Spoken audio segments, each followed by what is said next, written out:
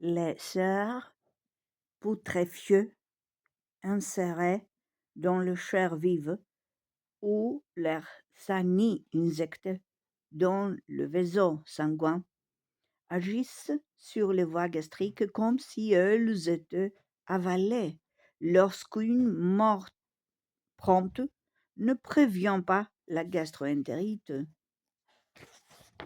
Les piqûres et les morsures des animaux venimeux qui laissent un poison dans la plaie déterminent une phlegmasie locale qui passe promptement à la gangrène, attendu la vivacité de l'irritation.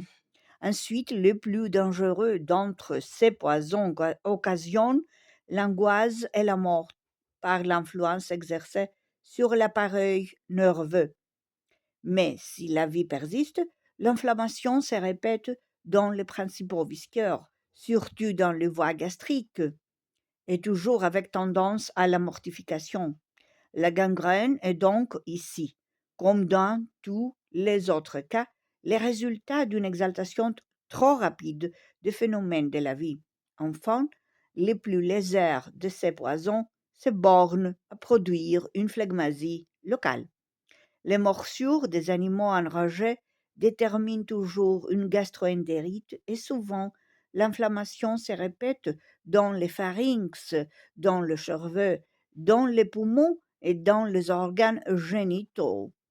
Les délires et les convulsions sont toujours les effets sympathiques de ces phlegmasies et varient selon le degré de susceptibilité ou l'idiosyncrasie. Les vers de voie gastrique sont les plus souvent, mais non toujours, les produits de l'altération du mucus et de la chaleur qui résulte d'une gastroentérite plus ou moins intense. De là, le jeu fait si varieux des anhelmintiques irritants.